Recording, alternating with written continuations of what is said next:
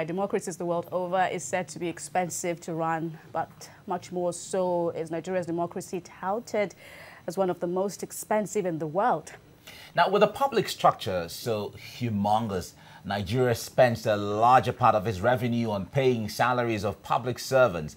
Year in, year out, the country budgets more funds for recurrent expenditure than it does for capital expenditure, which would impact positively on the economy, especially in the area of job creation, investment, and other activities that stimulate growth.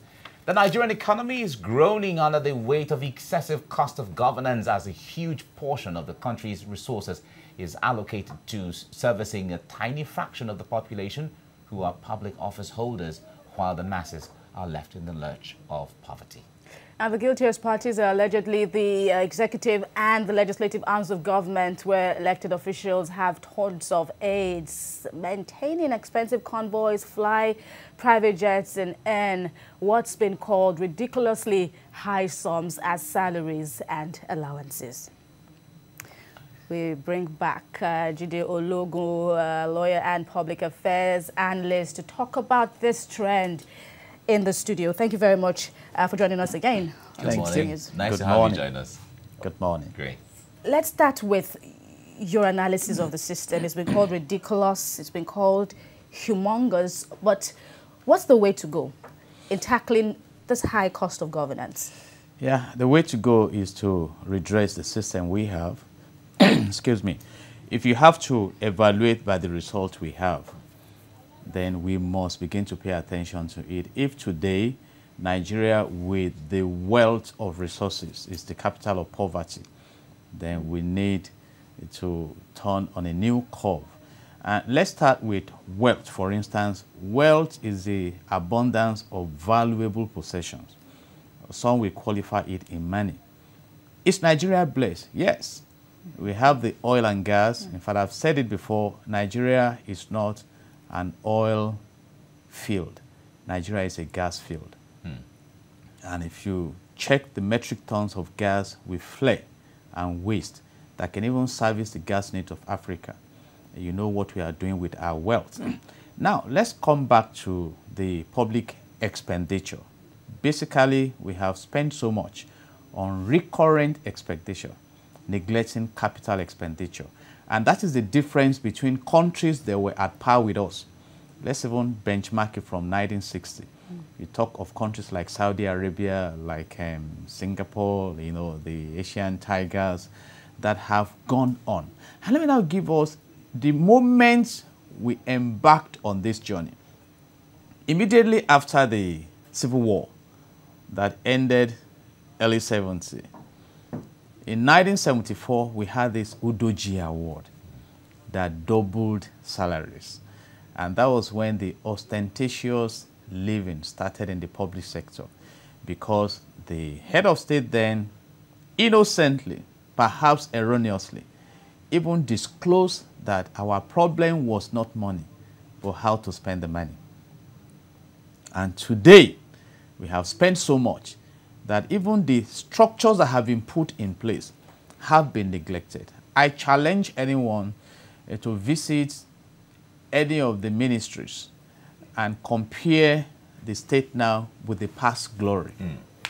You will be amazed. So it's all about how we have prioritized, how we have managed our resources. And you talk about political offices, and that is why they are desperate.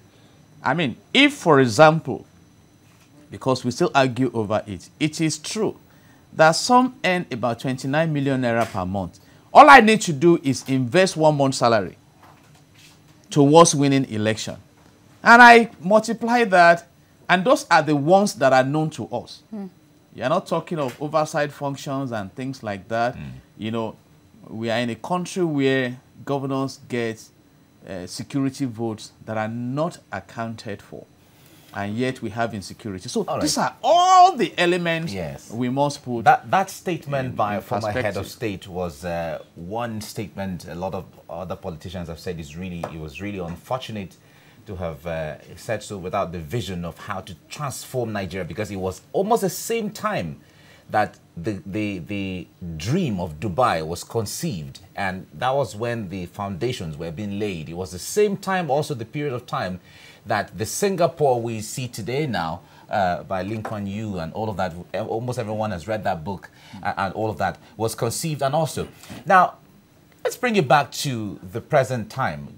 We transformed in 1979, we had to adopt the presidential system of government, which a lot of people now say, no, the presidential system of government is so expensive to run.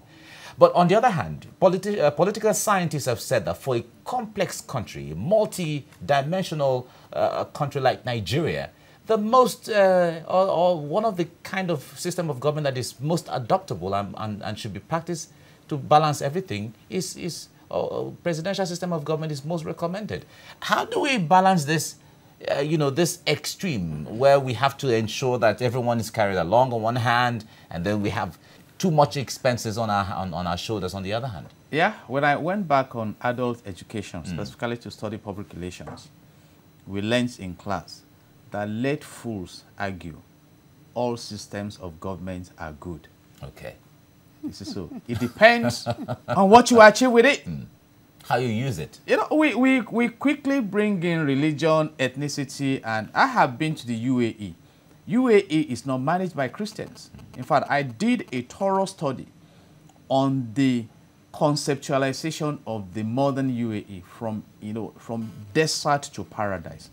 It was Sheikh Zayed that started that drive. He used oil money. And the vision was that, hey, this oil money may not flow forever. What do we do with it? And they started developing societies, educating the people, particularly the women, bringing health facilities, building structures that has turned the UAE to an economic business hub in the world. I was amazed. I was in Dubai and I stayed in one 5-star hotel. And if you know the number of Chinese that came around, when I met them at the lobby, I was amazed with their cameras coming around to pick the ideas in Dubai.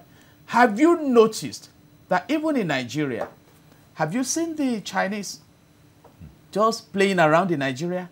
They have productive mindset, whether within China or outside China. They are busy. And the concept we have put in place is the concept of pleasure. And I have said it. If you overrun treasure by pleasure, you are on a dangerous trip. Like pleasure I tell young ones, it's either you pay now and play later, or you play now and pay later. Singapore paid. They are enjoying now. You see, we have been playing with our resources. And that is why we are the capital What's of even the poverty. Body language from your assessment now of the present government? You would recall that even the lawmakers, a sizable chunk of legislators in the House of Representatives are also canvassing that there should be a measure, so to speak, now. Also in this boss of reducing the high cost of governance. But what's the body language from your analysis now of the leadership of government now, if they have to cut down the number of aides, the number of agencies and all? The body language, the African man wants to be seen ahead of his contemporary, and that is a cultural defect. So it's a mindset thing. It's a mindset, you see, and we have a dependent economy because the economic space is not vibrant for many to succeed. So you discover that you have an uncle who is a senator and he becomes the breadwinner for the family. And to sustain that lifestyle, you know what that means? He must be in a place where the money flows with little effort. I was in a part of this country, by the grace of God, I've been to almost all the parts of this country, and I witnessed something that baffled me. You just see a rich young man who is feeding about 100 human beings, some as old as his grandfather, and they are comfortable with that. And so, how is he going to sustain this lifestyle? These are the issues. So if anything happens and he falls dead, exactly, a whole lot of people are affected one way or the other. You see, and if he tells them, go and bring this, it's an order. No, let's come to the political arena. I was with one of my relations, a senator, in an occasion. And behold, he had with him about 8 mobile policemen. And you know that the mobile policemen who follow them are not like the mobile policemen we have on the road. So how do we maintain this? 365 days of the year, and we have 109 senators. Now, let's assume the House of Reps member have even 2. 2 times 360. I mean, these are issues. We have a Ministry of Information and Culture, whatever. We have Senior Special Advisor on Information. We have Senior Special Speaker on Information. Why do we have the ministries and agencies? We multiply these offices. And these are not offices where you buy a Toyota Corolla, for those who are there. What is the price of a Land Cruiser, 2017 model? You know, let's even go 2 years back. And these are the things you see. So you see a huge sum going into what I term as pleasure. Do you know that in 1975, the USA and UK were in recession? After the, so these are, but countries are moving forward. What steps do you think has to be taken right now? A lot of Nigerians have been talking about the issue of restructuring. They've named it differently. They've talked about, the government currently has been fighting corruption, blocking leakages, and so on. But when it comes to that reduction in the cost of governance, it's part of what the Revenue Mobilization Allocation and Fiscal Commission is trying to push and even raise the alarm, sound the alarm to Nigerians that the cost of governance is so weighty on Nigerians. What steps do you think has to be taken now as we round off? You see, if you make excuses, you never make efforts. And I like being practical. It's all about leadership. Have you monitored this young man in Tanzania, John Magufuli? You know what he did? When he came into office, he placed restrictions on all these unnecessary foreign trips. They were going to celebrate the independence of Tanzania with so much money. He stopped it. And he went to the hospital, the health sector, to empower the health sector. I even heard, I've not confirmed it, that cancer treatment may be free in Tanzania. The man is turning things around. In fact, Dangote went to that environment for his oil business, and some officials were trying to block him. The president intervened directly. No, encourage. So that nation is developing. Let's go to Rwanda. They even went through a genocide. Right now, you need $1,500 to watch gorilla in Rwanda. And you know what they have done? They have embraced the people in the community where the gorillas, the mountainous area, into that project. So the citizens in that region share from the revenue that is derived. I think the last time I monitored it, that country made about $400 million from gorilla tourism. And they have extended it creatively by even naming the gorillas, which is another event entirely. Right. You see, and they are preserving that aspect of the business. Yeah. But here we are, I read a report. Do you know that oil exploration started in Nigeria as far back as 1907? And we discovered oil in commercial quantity in 1956. And NNPC was established in 1977. And today, we are spending 1.4 trillion naira annually on subsidy. Recently, we lost about, 105 point something, billion naira in 10 months. And I read in the course of this week that NNPC is now unveiling tracking devices for our crude oil. So we have been dealing with oil theft. We have been dealing with low remittance. I have said it before. And oil diversion. When Kemi Adeosun was the Minister of Finance, he queried the under-remittance of NNPC.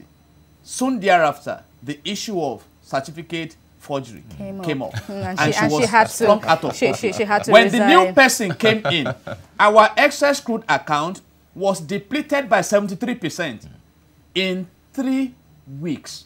Go and check how much we have there. As we speak now, my lovely country is owing about 22.43 trillion naira in debt. Let's end on that note. These are huge concerns. We appreciate your time with us, lawyer and public affairs analyst Jide Ologun, for all this time you've spent with us. Thank you. Thank you so much. God Thank you very much. Amen. Yeah.